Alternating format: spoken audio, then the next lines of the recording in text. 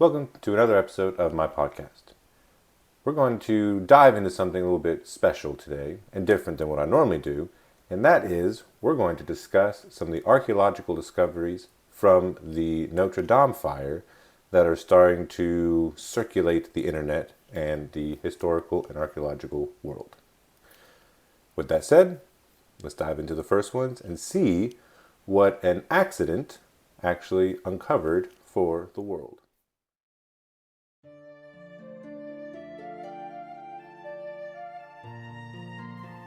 This is Medieval Germanica, a podcast for history lovers with a medievalist soul, brought to you by your host, Brandon Foster.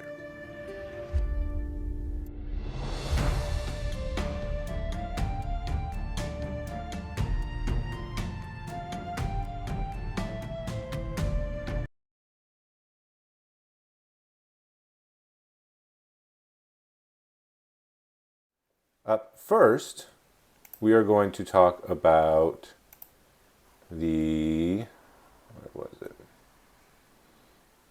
Sarcophagus. So this sarcophagus, which you can see here, was actually made of lead, which was very not unique at the time, at least it wasn't uncommon. But for a long time, it was used for the rich and wealthy. So apparently, lead is very good at deterring moisture. It wicks it all away.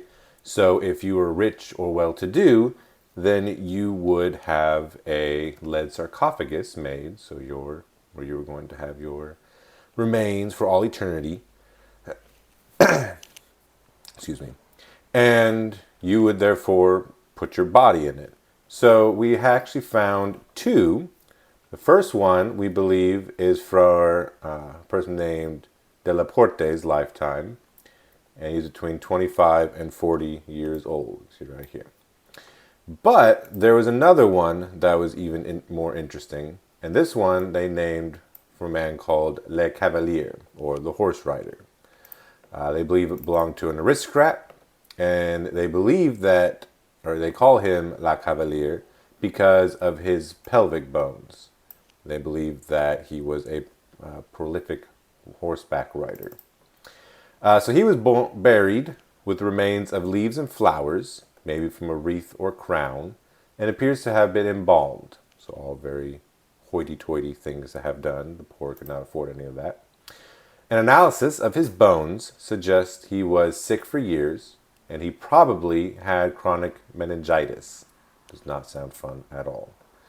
That was caused by tuberculosis. So he had tuberculosis, then he had chronic meningitis, all things that can plague people, especially back in the day. So the forensic team from Toulouse University Hospital used medical imaging equipment technology to glean information from the coffin's contents. Further analysis are underway as they search for the men's birthplace and the definitive causes of their death. In the meantime, restoration efforts on the cathedral, blah, blah, blah. So it's just really cool that these bodies have been discovered. They were put under the cathedral. So for those who don't know, I guess I should say a little context. Notre Dame has been around for a long time. That is an undisputed fact. But we have known that they were buried things under Notre Dame for a long time. It was a place to bury bodies.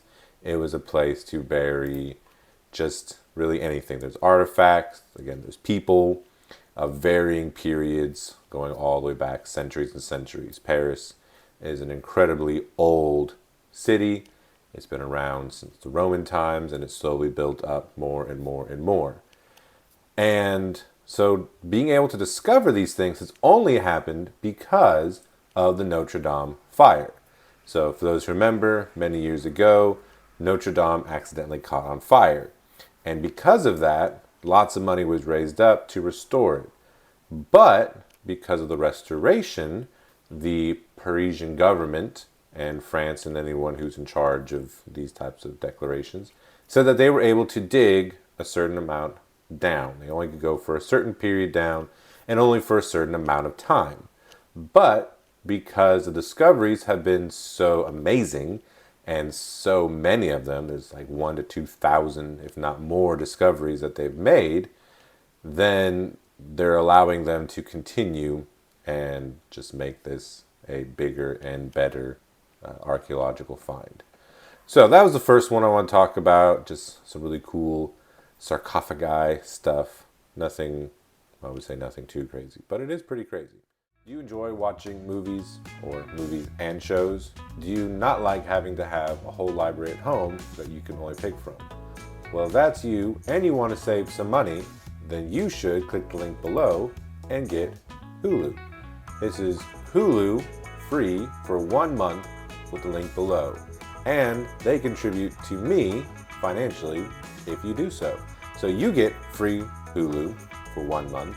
I get some money for paying, advertising for this. Everybody wins. Who doesn't like that?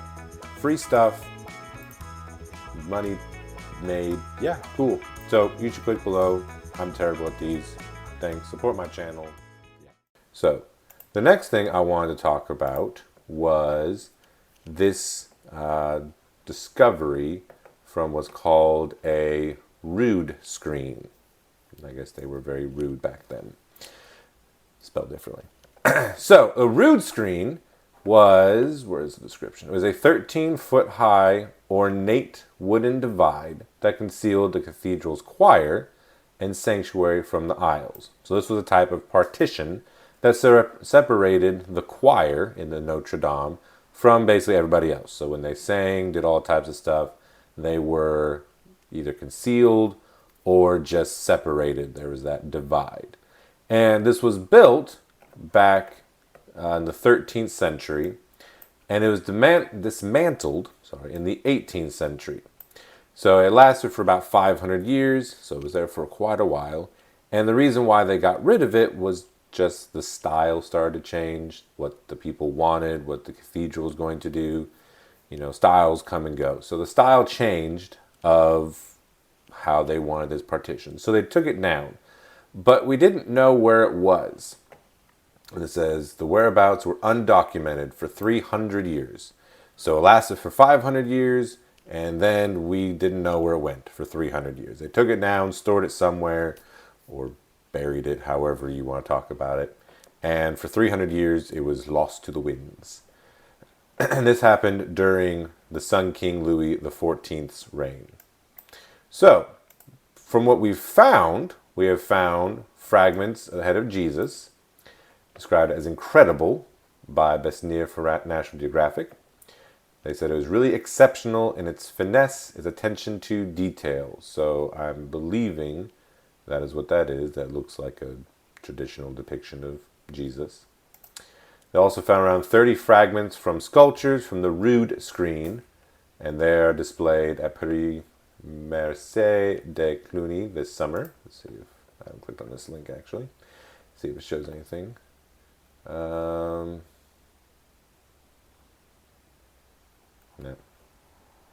Nothing here. Sad. So here's more, and then this one says more than 400 people have been buried on the grounds of Notre Dame.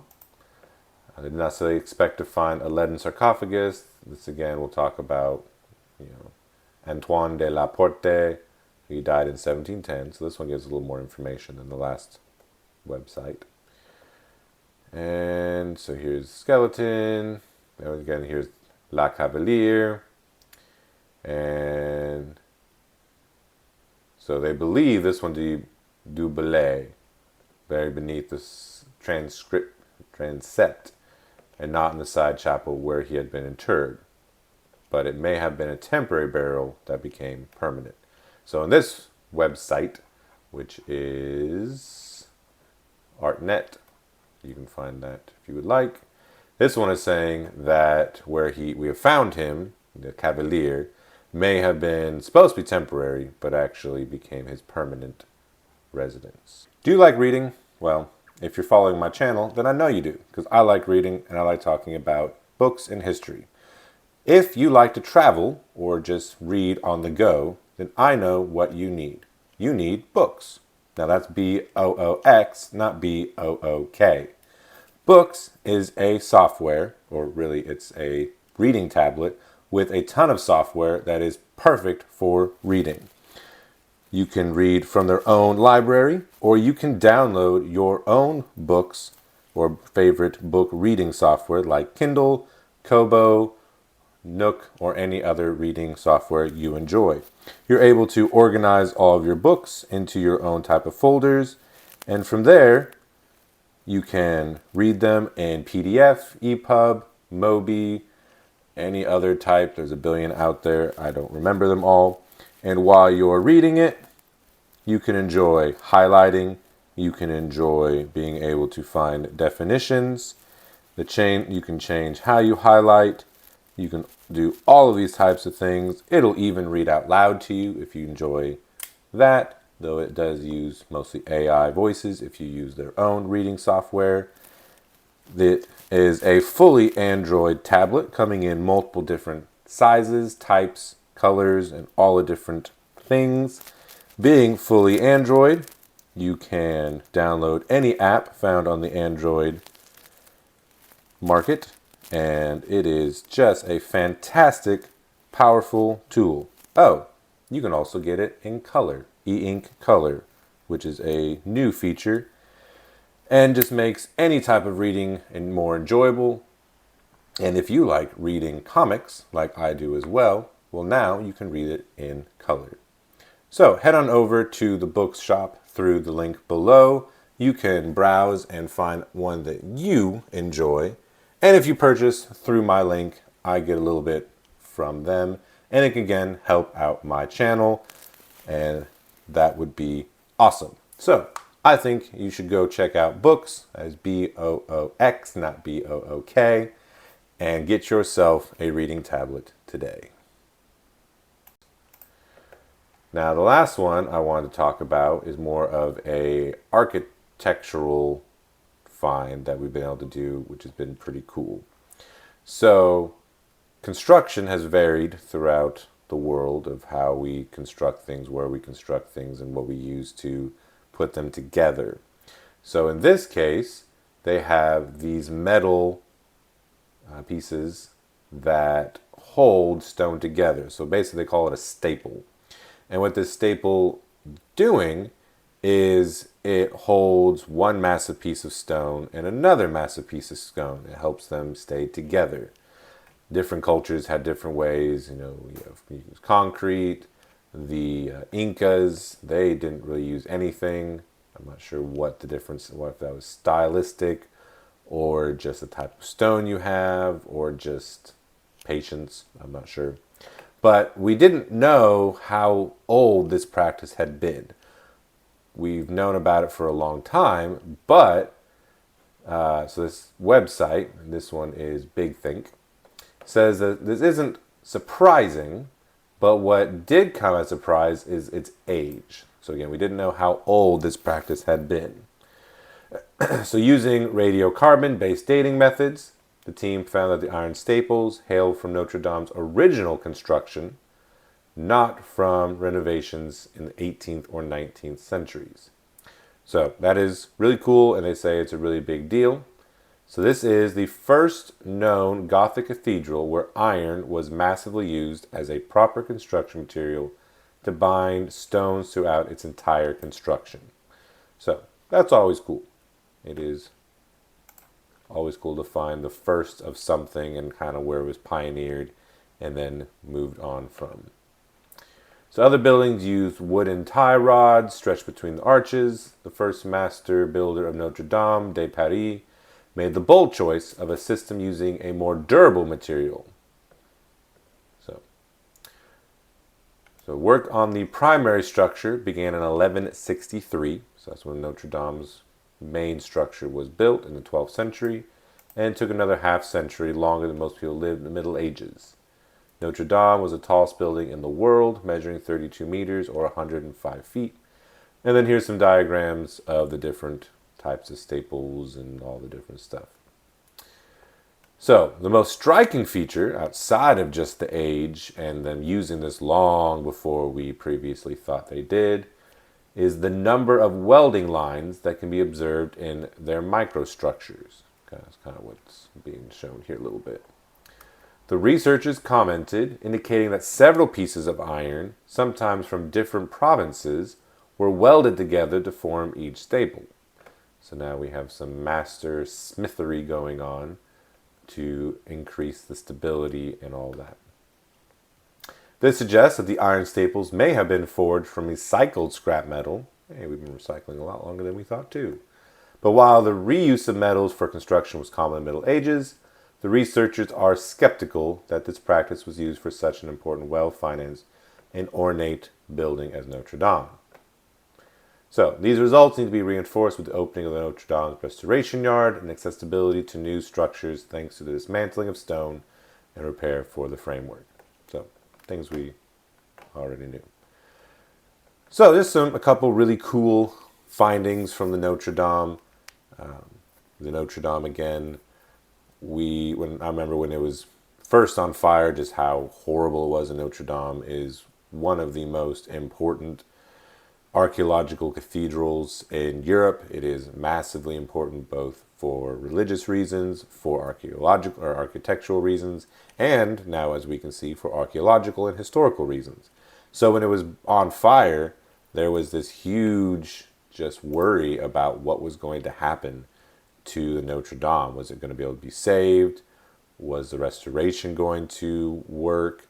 We were very concerned about all the different stuff that was going to happen with it. So it is really cool to not only know that it is saved, that the restoration is going well, but that the just history that is coming out from it is so, it's just important stuff. All history helps create a fuller story of our past.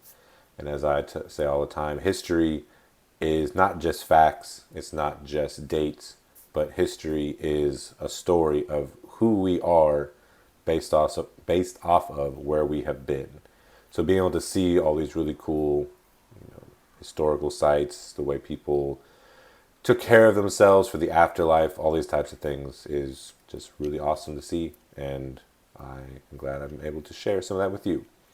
So that's all I have for today. It's just a quick little video on the Notre Dame. As I do more research and find more things, if I find something I think is worth sharing, I will definitely share it. And if not, I will see you in the next video on another topic about medieval history. Thanks.